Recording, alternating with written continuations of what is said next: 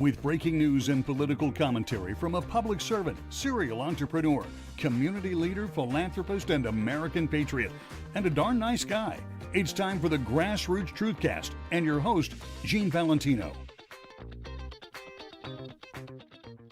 Hi, everybody. Gene Valentino, and welcome to another edition of our Grassroots Truthcasts. You know, we are witnessing the largest U.S. intelligence failure in American history. And we're seeing it nationwide on several fronts, but we're also seeing it exacerbated at our southern border. I wanted to do a deep dive today on the southern border. The southern border as it relates to the encroachment of an impact on our national security, on our governance as a nation, our health and safety and welfare as a nation, from a drug point of view, and from the incursion of bad actors coming in over the border. What better person to have with me today is Jaeson Jones. He's a border intelligence expert. He comes to us with internationally renowned border intelligence experience. He's also been a keynote speaker at many events. He can give out his website in a few and direct you to some of the other things he's doing. He's got decades of experience in saving lives across the southwest border of the United States, primarily Texas. Jaeson's extensive experience at the border leaves him ideally placed to educate communities and government agencies about the ongoing threat of the unsecured borders and the transnational crime that's going on. That's a big one for me. Jaeson, welcome to our show. Oh, Gene, thanks for having me, and it's good to be with you.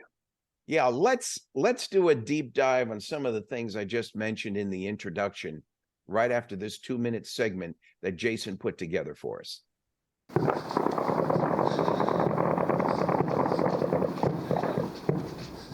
Trying to show, the American people what's really happening at that border, but more importantly, too, how what's happening there directly impacts them and their families. One of the problems that Republicans and Democrats alike have had for decades is that we look at that border through the lens of immigration only. And what I'm really trying to do is illuminate the crimes against the state and against our country and what's happening to our citizens. Last night, the guide left them, and so they just kept on walking and laid up here. How much did they pay in the end? ¿Cuántos es 8,000 en americano? 8,000. 8,000 to be abandoned 3 days in. Yes. Is that pretty normal where smugglers just abandon them like this in the desert? Yes, sir. Even all after the they paid all their fees, all their money, they just leave them out here? All the time. We've been embedded with the men and women of the Pinal County Sheriff's Office. We came to uncover the devastating impact of the Sinaloa cartel here, but also the collateral damage to the rest of our nation. Chief, what's the major change in tactics you're seeing in this area? The big shift being over the last year from drugs to bodies as the main commodity. So they're getting more money smuggling humans than they are for anything else.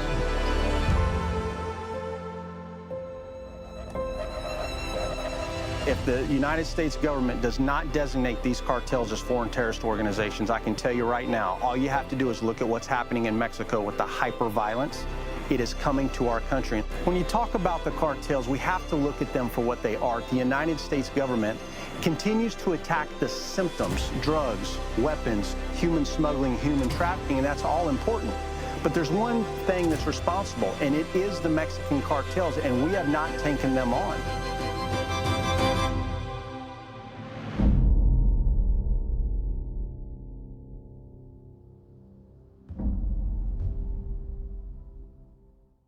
Welcome back, Jaeson. We have a lot to talk about. I have dozens of questions, but before I dive into a specific area, is there anything you'd like to headline on your presentation before we get into it? Really the point of that was really to illuminate that what we're seeing today is something that we've never seen at our nation's borders. We think of that border through the lens of immigration. And everything I am about is trying to illuminate the national security and public safety threats to the American people. Because for too long, the immigration issue has masked the national security and public safety threats that, look, quite frankly, Americans in every state in this nation are now feeling. We just watched on your video a true impact of what your role was getting out into the arid desert areas of the Southwest and actually watching some of these coyotes and groups come over. And I watched in the video how they were left stranded for thousands of dollars in the middle of nowhere. How is it you found them? Let me speak specifically to the video first. Yeah, sure. Here's what's happening out there. What the area you were talking about is called Alpine, Texas. Absolutely some of the most beautiful country on our southwest border. Of all the places I go, Gene, that's my favorite. But what I do that's different is I embed with law enforcement for a week at a time. And we really get to see what they're going through. But one of the common tactics is that smugglers will charge anywhere from $8,000 to $15,000 to hike these migrants into the mountains. And then while they're sleeping at night, 2 to 3 days into the mountains, they abandon them. They just leave them out there. And then what happens, because that area is so big, they really walk in these gigantic circles. And most of those that we end up, you think you're going after there to apprehend someone. And what it really turns into, Gene, are rescues. Wow. And you really touched on what I think is the root cause of this I hate that term, but I know. You touched on the root cause of the problem is these Mexican cartels and who they're targeting, and the total disregard for the human condition and humanity, the use of the human person as a commodity in trafficking. I'm confused. Which came first? Was it the money for the fentanyl that they're bringing over? And that seems to now taking a back seat to the commodity of the human body, trafficking humans for immoral, illegal, unjust purpose? Right. It's well said. And then not only that, we have to remember the federal government, United States intelligence agencies, and the Department of Defense are doing virtually nothing to stop it. I broke this story in February of 2021 that Cartel de Golfo, also known as CDG, was putting wristbands on men, women, and children. And if you would have told me that in 2023 we'd be where we are and that millions of people would have crossed through their area and be in debt bondage to these savages, I would have never believed it, that our government would allow this. And yet they have. And I'll give you a great example, Jeannie. I've got these right here. These are the wristbands. I held these up before Congress 2 months ago. And I said, what you are witnessing is America's new slave trade, because that's exactly what this is. You see, the question you asked, which came first, human smuggling, human trafficking, where was this? Well, a lot of people are not even familiar what the difference is, because the trafficking world to us in the United States is a new phenomena. We didn't even have trafficking laws on the law books in Texas until 2001. At the national level, I believe it was 2004. So what is human smuggling? Human smuggling is where a person takes a person and says, hey, for a price, I'll move you from point A to point B. And at the end of point B, that negotiation is over, okay? In the world of human trafficking, most Americans are familiar with commercial sex, right? And then you have two other forms of it. You have forced labor and what's called debt bondage. What I'm holding is debt bondage. Now, what is this? Let me explain. Just as Border Patrol are having difficulties keeping up with the amount of people that were flowing into the United States, so were the cartels in 2001 based on the policies of the administration. As Secretary Mayorkas filed exemption after exemption for unaccompanied children, for family units, for single persons, and then country after country after country, it began driving and causing this sucking effect of people all over the world. So the cartels, realizing that everyone that crosses through their area could be charged, which they had traditionally always done. They just never cared about it so much. And they said, hey, you know what we can do? We can charge these people tremendously. If you're a Mexican citizen, $2,500 just across the river, Gene. If you're Central American, $3,000. If you are Chinese, $5,000. If you're Russian or Middle Eastern, $9,000. We have to remember, these people don't have that kind of money. Most Americans don't have that kind of money. So what you're witnessing here is a process. And if you notice, this has a bear, a polar bear. That's a an alien smuggling organization working under Cartel de Golfo. Now it says Entrada for arrivals, and it's got some prints here for a polar bear, and then it's got a number. I don't know if that's clear or not. Can you see that number? Is that in focus? I can. Yeah, 1417. That's assigned to a migrant, and it goes in a CDG database that they agree to make a payment to that cartel for years, if not decades to come. Then they go into a stash house. Now they give up all their PII data. That's personal identifying information. Another thing most Americans are not told is they all cross with cell phones. That's another thing you rarely hear about. And so the cartel takes all their information from the country of origin and where they're going in the US. They create an agreement, and then you get a wristband. And then once you get that wristband, you're passed from one stash house to the next stash house to the next stash house. Finally, when you cross the river where they tell you to, or on a raft in South Texas specifically, they usually put you on rafts because of the water level, and most migrants can't swim. As soon as they hit US soil, they break those wristbands. And you may have seen that in that video. And then from there, DHS, in their wisdom, decided to spread this virus all across the United States. The cartels had always had the networks of working with tier 1 gangs and US-based street gangs to move narcotics, but they didn't have it for the trafficking of men, women, and children. So they emerged themselves in these groups, sent people all over, and they're the collection. So that every 2 weeks or every month, depending upon whatever negotiation was made with each alien smuggling organization, they then bring that money back to Mexico. So think of where we are, Gene. We've never been here before. You're in this country considered legally, whether we agree with it or not under DHS's current policies, but yet indebted to a criminal organization in a foreign country that really should be a terrorist organization. We've never been here before as a nation. And that's what the policies of the Biden administration have brought us, along with a new crime wave that we are going to feel that's going to be much different across the nation than ever before. Well, this is a historic first, Jaeson, and I fear we are adaptable or elastic enough to respond to this unique threat to America from, I'll call it from within. Folks, we're talking to Jaeson Jones. He's a retired captain from the Texas Department of Public Safety's Intelligence and Counterterrorism Division, and he supervised human intelligence operations as well in multiple nations. Jaeson has led investigations targeting the Mexican cartels and built programs that collaborated closely with the United States intelligence community to help save lives here and lives in Mexico throughout the United States. So we're pretty proud to have you with us here, Jaeson. A few more questions, if you mind. Where you're at with that video you showed seems to be ground zero.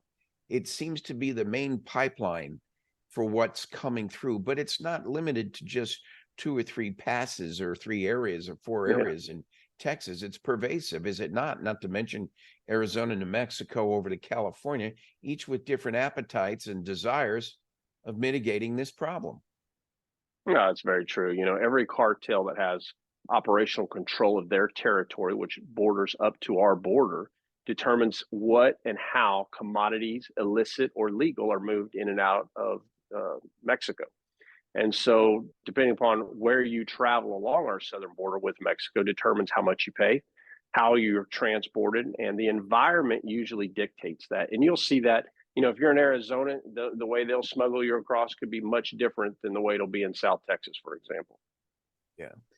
Jaeson, what's their end game? Is it just money, or is there something more here I'm missing? Power. Yeah. The Mexican cartels today represent, and I say this all the time, the most significant national security and public safety threat to the American people, and the data, Gene, validates it. What has happened that the United States intelligence agencies haven't told you and told the country, which is why I was so frustrated in 2016. I was a captain in the Texas Rangers Border Security Operations Center. I was an intel captain in intel and counterterrorism, but the Ranger chief asked me to manage his border program because of my relationships with the U.S. intelligence agencies. And what was happening in Mexico was absolutely incredible. I mean, we were seeing major gun battles taking place with 50 caliber belt-fed machine gun, 40 millimeter grenades, RPGs, light anti-tank weapons. We were seeing this adjustment from organized crime in 2006 into an insurgency when that wave of violence hit, as the cartels truly began fighting back against the Mexican government, who was then targeting them. And then in 2010, we saw, because of what the Los Zetas cartel, one of the most hyper-violent cartels in Mexico, brought to the Frontera specifically, was that adjustment into terrorism as they began conducting mass murders of migrants and Mexican citizens. And I worked a lot of these. You know, think of the 72 migrants killed in San Fernando, brutally killed only to try to get the Mexican government to go after Cartel de Golfo. The Zetas did that.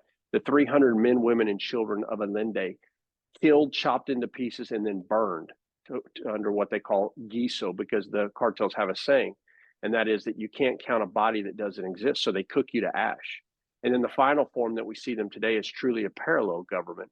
And if you look at what happened with Ovidio Guzman in 2019, when he was apprehended and then forced, the president of Mexico, AMLO, Andrés Manuel López Obrador, was forced to release him back to his brother Ivan and his other brothers, because otherwise they would start decapitating people they had taken hostage. It shows you the strength, scope, and power of these cartels. And this is why I went public. I went public for a purpose: one, to illuminate their operations, but two, to get them designated as foreign terrorist organizations. Because I will tell you this, Gene, if you wonder where this ends, all you have to do is look at the hyper violence in Mexico, because it is coming here. Well, you said, where does it end? I'd like to know who's pulling the strings of these cartels and why. I understand the power and influence of the cartels, which Trump had mitigated pretty well during his term of office, at least through the Mexican government to some degree. But I'm more concerned about, is this something grander in a bigger deep state scheme that's more international in scope? Well, are the cartels getting support outside the country?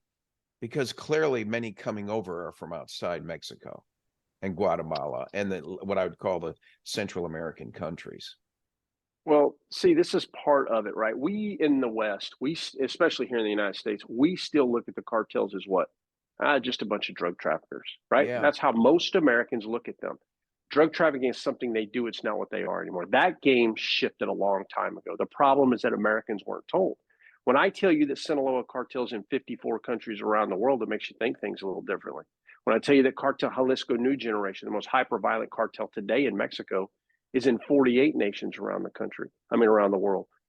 The game has shifted. The problem here is, once again, the United States intelligence agencies completely missed it and have completely failed the American people. Look, I'll give you a great example that validates what I'm talking about here. You and I remember when we had the epidemic of crack cocaine hit this country in the 80s. My God, it was on every channel in this country all the time.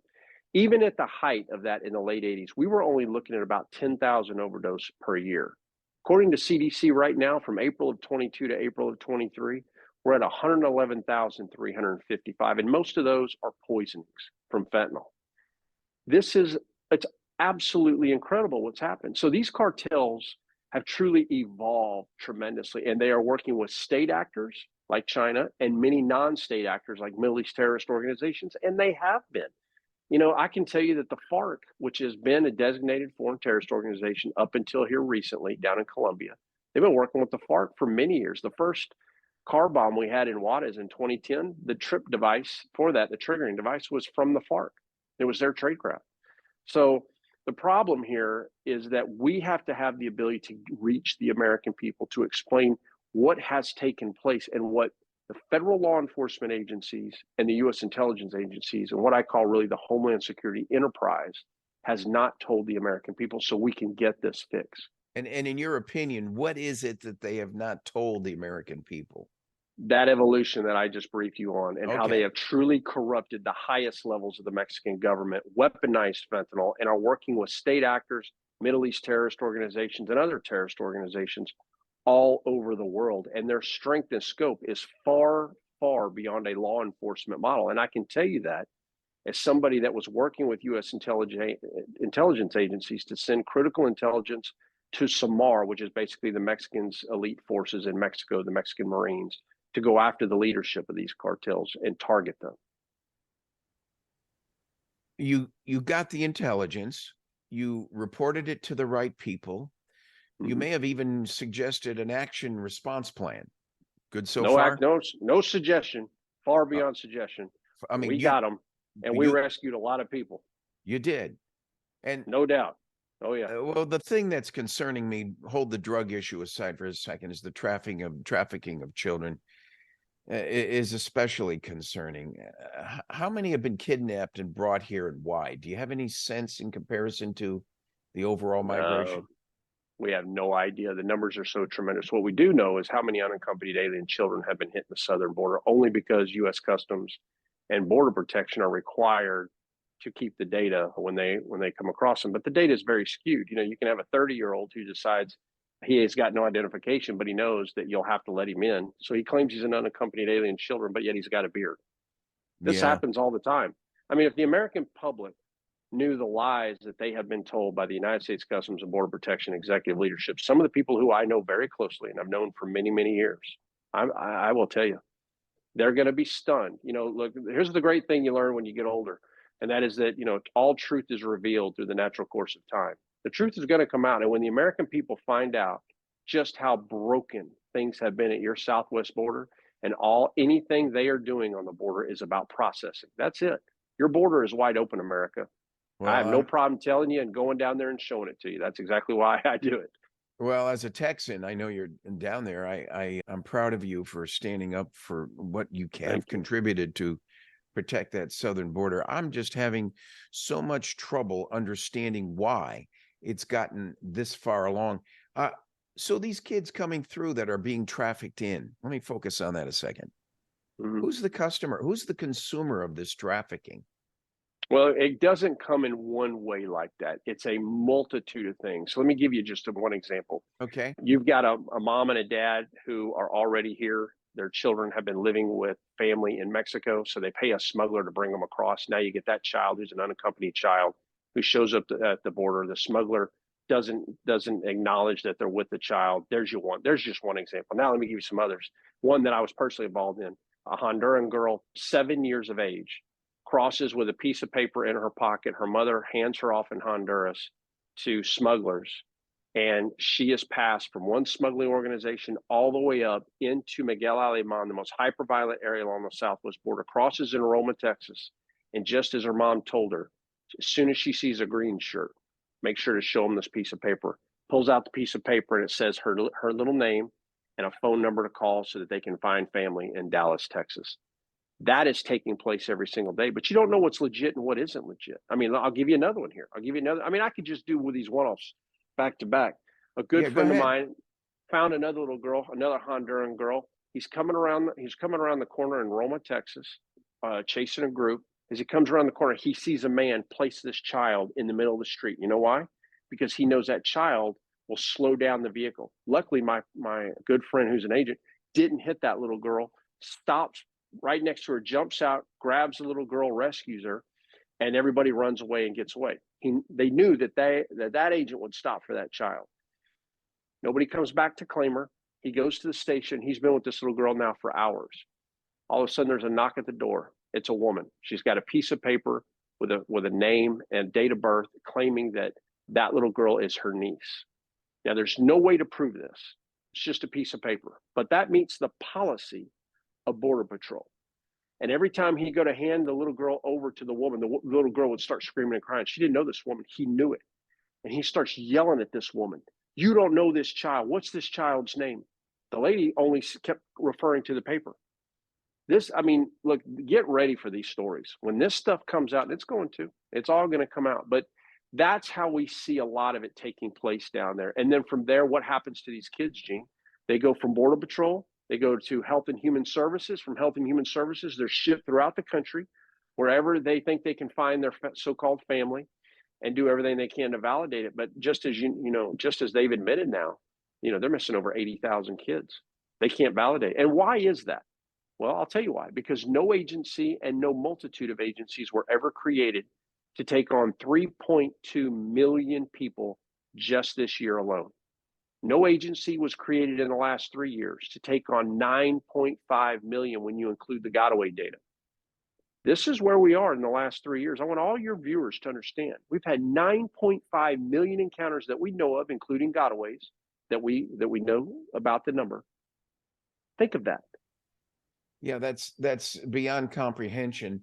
You mentioned some names you wouldn't mention, Alejandro Mayorkas, and then we have one I'm more fond of, Mr. Tom Holman, former police officer who moved up the rank into the Trump administration. Great man. Yeah, do you know Mr. Holman? I work with Tom every single day. He and I are part of Border 911.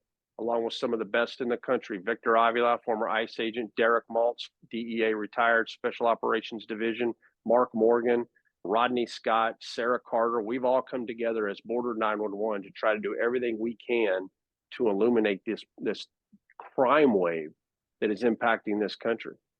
Well, it's to me, it's an act of war, because you cannot affect life and so many human lives and sit there passively thinking, oh, it's just an encroachment on our immigration rules at the border. It's more than that. It's moved to something more hostile. You have, and here's the real question for you, since you're up close and personal with it. How many of those migrants sitting in that group paying $8,000 to come over the line, how many, in your opinion, were dangerous versus how many, in your opinion, were legitimately innocently looking for sanctuary? Well, I will tell you that most are economic migrants. Based on the policy, when our government tells them they can come and they can stay, they're going to come and they're going to stay. And that's exactly what our government did. I mean, that's the truth of it, through the exemptions filed by Secretary Mayorkas. And a great example of that is in July, he filed exemptions for Hondurans. And guess what came? 10,000 that month. And then it doubled the next month. So look, what's the problem here is we don't know. Well, Yeah, we don't what's know. what- We don't know yeah. the answer to the question you asked. There is no way to know it, because if you understood how they vet people, they don't. All they do is go through and they run them through NCIC, TCIC, and that's it. People don't realize it. Let me ask you, what database in Somalia do you run a guy that says his name is John Doe? What database in Uzbekistan do you run when he says, my name is John Doe? Or what database do you, I mean, so this narrative that the American people are told about, oh no, we're properly vetting, every Border Patrol leadership knows they're not proper vetting. They know it. How many of them are standing up and telling the American people? And I'll give you another example. You know, people tell me all the time, you know, Jaeson, we've got a real political policy failure here. It's so much bigger than that, Gene. We've got a major leadership failure here on so many fronts, where, you know, we've got 18,000 law enforcement agencies in this country. I'm a retired law enforcement officer. I can name 5 guys on one hand who are police chiefs, commissioners, directors, and standing on the national stage almost day after day, week after week, etc. Where is everybody to tell the American people the truth? They've become so scared of their own shadow because of what media has done to police in this country. They're refusing to stand up and be open and honest. I know this threat very well. And I can tell you, as somebody that's been stationed on your border in El Paso, an undercover narcotics agent in Brownsville, Texas, buying dope from these animals, and somebody who was a lieutenant in Laredo as the war broke out between CDG and the Las Zetas, and then as a captain in headquarters, managing programs all the way down to South America. Get ready, folks. You got some there's class a reason, act. Yep, you've got there's some a reason class I'm warning. I'm happy you folks. We're with Jaeson Jones. He's an expert on the border invasion issues, the intelligence related to it, the issue of the migrants. He worked with Tom Holman, Assistant Director of Homeland Security of the border, and there's a lot of other good guys who feel the way you do, Jaeson. But my question is, what do you do about their boss, like a Mayorkas? How can you guys? Can you just hang in there until we get another administration to give you the encouragement and the confidence to proceed forward more boldly with a response techniques to not only seal the border, but then deal with the 12 plus million that have come over the years? It, to me, is just obscene. How do you manage that crisis in your own mind as an individual? What is your role right now, by the way? My role right now is very simple. I'm a Newsmax National Border Correspondent. My job right now is very easy to me. It's illuminate it to eliminate it. If I show the American people the tactics that these cartels use, how they have operational control of your border, how they work with tier 1 gangs, US-based street gangs, alien smuggling organizations, the cartels, and then how they work with long-haul smugglers globally, and show that synergy. That's what I'm doing every day. That's why I embed with law enforcement. But make no doubt, we are in a survive to 25 model right now. And one thing I want everyone to understand is that what we can't do is look at the border through the lens of a 2016 solution. I hear all the time, Jaeson, we're going to get that border wall built. That's great. In 2024, we are in a different model right now. Things have changed, and we have to look at it that way. What do you mean by a different model? That's an important point. Many still want to go forward with the model, but don't you think it's part and parcel of a bigger response now?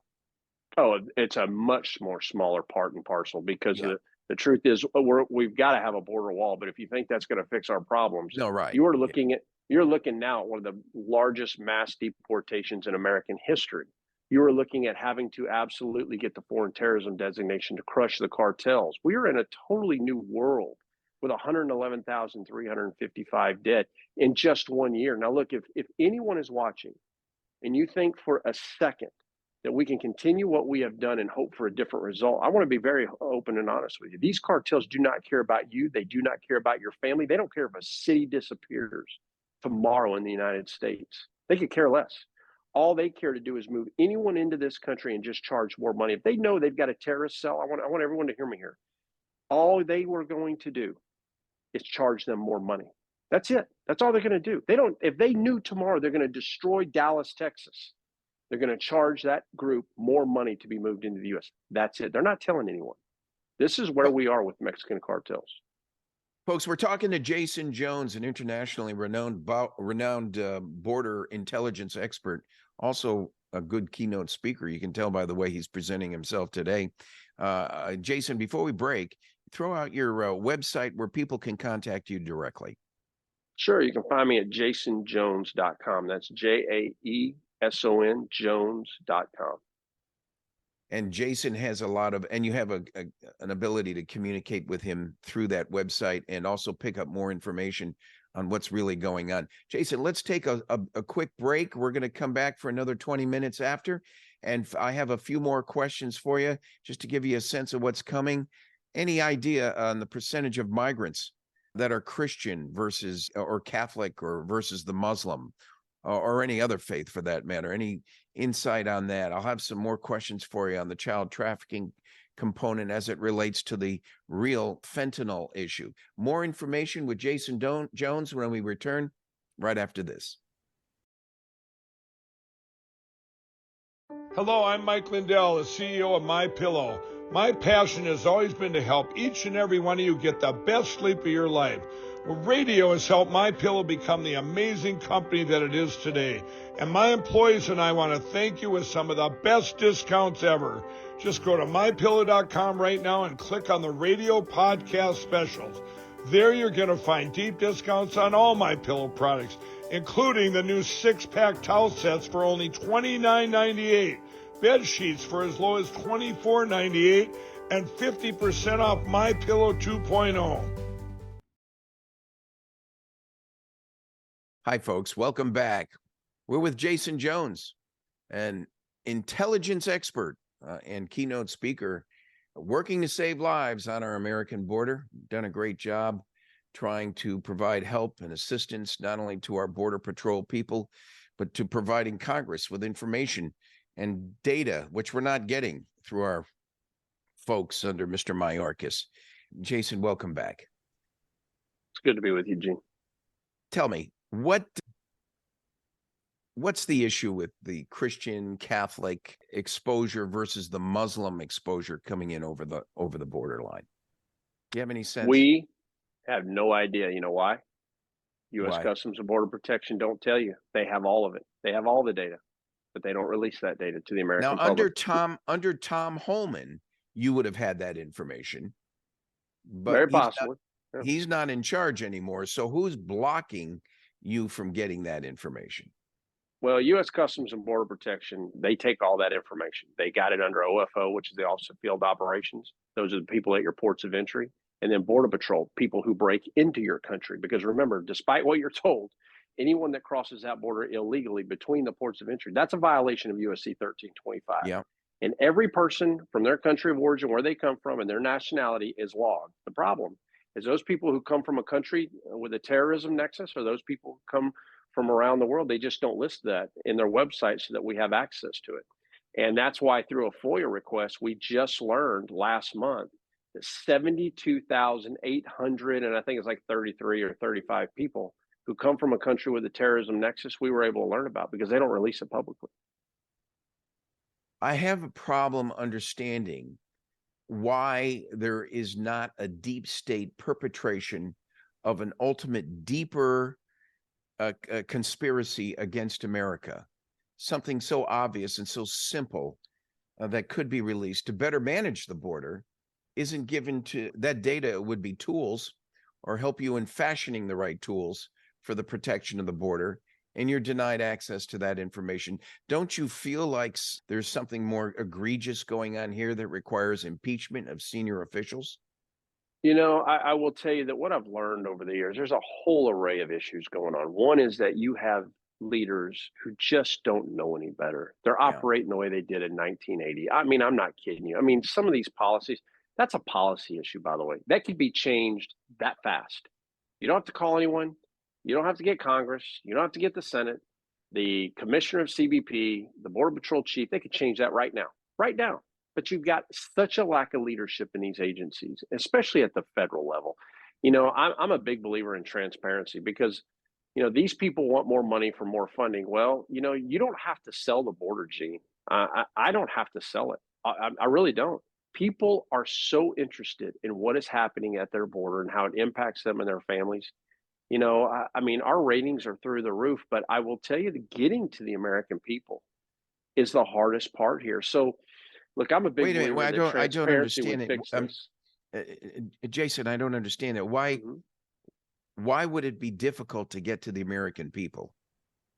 Because most of the media doesn't tell you what's really taking place. And look, if you're in the North, most Well, people may I in the beg North the have question, no why- idea. They have no why is idea that? what's going on down.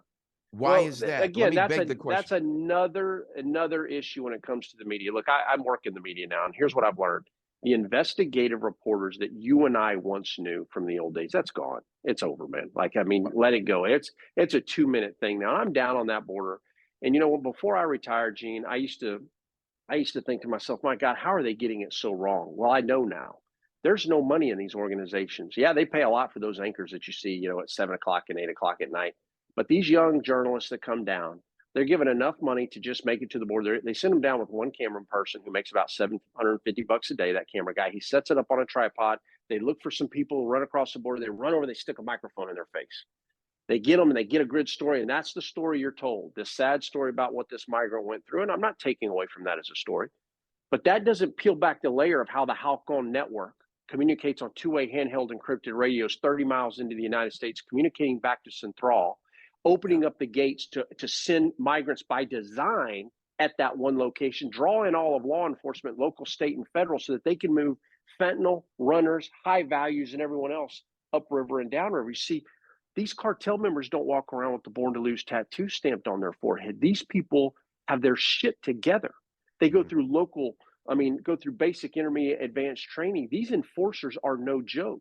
When I tell you they're playing on two-way handheld encrypted radios, that's about as much as I can tell you, because it is the lifeblood of these cartels. The American public would be stunned at how they operate and with what level of efficiency. So, you know, that's why I'm doing what I'm doing now, to try to get this out to the American people as somebody that worked it, that lived it, and targeted these people, to understand that this immigration layer has been the great masker for the national security failures and the public safety threats that the American people feel in our communities. So so when you ask me that question, you have to understand there are multiple layers to the media failure. There are multiple layers to the law enforcement failure.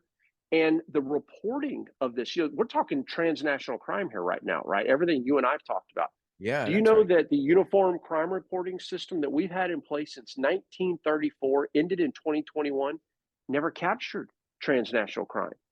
So for 30 plus years, you've had all of us in the South screaming, we've got problems, we've got problems. And in the North, they say, we hear you, but we don't see it.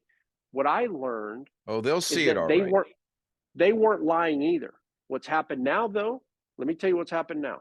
Though in the North, what I recognize, because I travel this country every week, Gene, in the North, they feel it through overdoses. In the South, we have felt it mostly through human smuggling and human trafficking. Now what's taking place is what I call the great convergence, meaning that now the overdose poisonings that you felt in the North, we now feel in the South. And in the North, because of this mass migration being sent all across the country, the North now feels what we've been feeling in the South. And they're saying, oh my God, we've got problems. And we're in the South saying, no shit. We've been telling you that. And what did we break it down to? We broke it down to a left issue and a right issue, Right. not a broken problem issue. And that's what has failed the American people. Well, speaking of failed, when it comes to the media, which you mentioned a minute ago, most of us don't know what the fact or the fiction is. There's internet rumors out there now that children are being trafficked to be tortured to death only for the purpose of capturing the chemical concentration of their blood that's generated under stress, that is in the blood, and that's being used and injected into the wealthy to slow down aging. Now, if that isn't a cockamamie, crazy, extreme example, but what's fact and what's fiction? If you're denying, I can tell you that I can't validate that. Now, I've heard those same stories. I've heard that a lot of that takes place over in other parts of the world, but I can't validate that in Mexico. Now, I can validate, some organ harvesting, very streamlined cases that we knew about, but the truth is they have a real problem with organ harvesting within the cartel. So that's not a big issue, as you're going to hear as well in the future. I've looked into all this stuff before I retired when we were working programs. Look, and I had people sitting at very high levels right next to the cartel bosses. We knew what they were going to do before they did it. And we did that because we wanted to see how Texas was going to be impacted by their operations. And mostly we don't see those sort of things. But look, I will tell you right now, the cartels don't care about people. To them, people are a commodity. And that's the real hard thing, I think, for people in the North who've not worked down here to understand. People, in Mexico, let me give you a great example. There's something that I think a lot of the viewers have to understand. In Mexico, the cartels are responsible for over 340,000 Mexican citizens' death that we can capture in data. Now, that's wrong. Anyone that tells you about data from Mexico on deaths, how they count the numbers is incorrect, but at least that's the data that we have, Gene. So that's since 2007 to today. And then you got to add another layer in there, which I talked a little bit about earlier, about the 110,000 who are missing. When you see missing in Mexico, most of that is guiso, meaning that the bodies that they cook that you heard me talk about down to ash that are never coming home. So you can add another 110 to that number that I gave you. So Mexican citizens, where I'm going with this, have been hit much harder than we have in the United States. There's also a massive drug problem in Mexico, but you don't hear about it. Why is that? Because if you're a journalist in Mexico and you talk too much, you're going to get killed. Jason, in the next 3 minutes we have left, in your perfect world, what would you like to see happen in the next few years, next 6 months? What's your mission? What are you going after?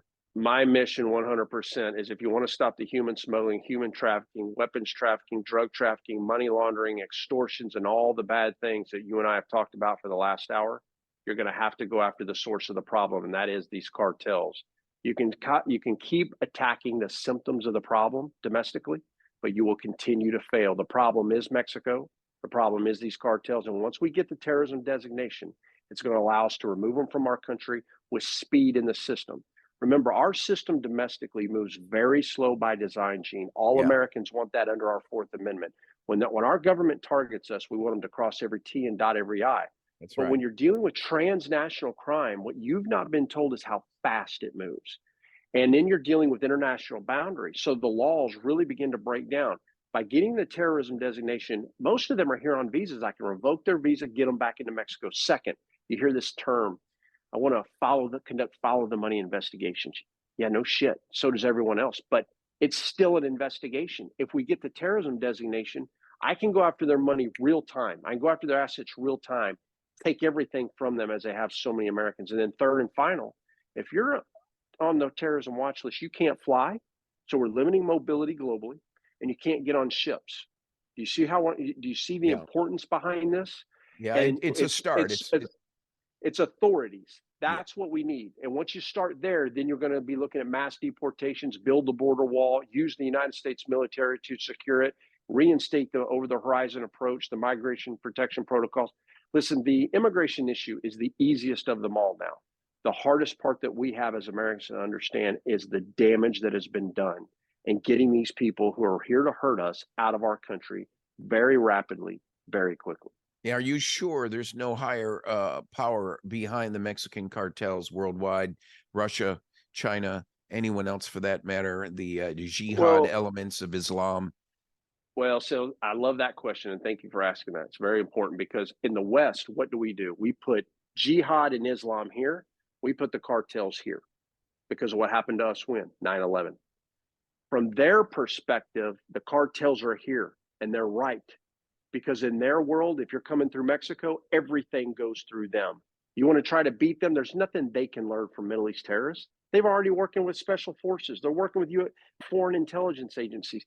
You're going to get nothing from them, or they are going to get nothing from them. So where I'm going with this, yes, they've been working with state actors like China for chemical precursors for many years. Another story you're not told, they're working with Pakistan, India, and Bangladesh to get chemical precursors. So they're far beyond just working with the Chinese alone. Well, you have done a great job in this past hour of highlighting what you're doing at the border. Folks, we're with Jaeson Jones, an internationally renowned border intelligence expert and keynote speaker. Go to his website. Jaeson, throw out the plug in a few seconds on your website and how people can contribute to your cause. You bet. Please go to JaesonJones.com. That's JAESON Jones.com, or go to Border 911 where you can see Tom Holman and all of us that I mentioned earlier. If you want to donate, please donate. That'll help us to do our operations and illuminate what's happening, or you can buy some merchandise that will help. Anything that will help. But I will say this, and I want to leave your viewers with this. Don't let anyone tell you that this isn't fixable, Gene. Don't let anyone tell you that what's happened isn't some of the, I got to tell you, the national security threats that we are facing from this worries me every day. There's a reason that we work 7 days a week trying to illuminate this. But I will end with this, and that is that for what these cartels have done to so many American families, for what they have done to so many Mexican families and people around the world's best are coming for them. And we're going to build a unified command of the best, and they're going to send them. And let me tell you, there's going to be nowhere in the world where they can hide for what they've done. Jaeson Jones, you're a patriot, and God bless you, brother. You have done a miraculous job at the border. I wish your word got out more pervasively over the years. We certainly see where the bottlenecks are these days, and regrettably, it's in the political arena now. I personally will be looking to contribute and working with you and for you to help remedy this cause, at least until we get a better political environment in place to turn the tables literally overnight. You couldn't be around better people than Tom Holman and the like. Those guys are true patriots as well. And frankly, I don't know how they took so much crap for so long, because they were working with an administration after Trump that just demoralized them. And I feel sorry for that. But with the likes of folks like you, let's get our border back. And that's just the start in bringing back our democracy. Thank you again, Jaeson Jones, for joining us. I'm Gene Valentino, and thank you for another episode on the Grassroots Truthcast. See you soon. Thanks for joining us for Gene Valentino's Grassroots Truthcast. Be sure to like and subscribe, and God bless America.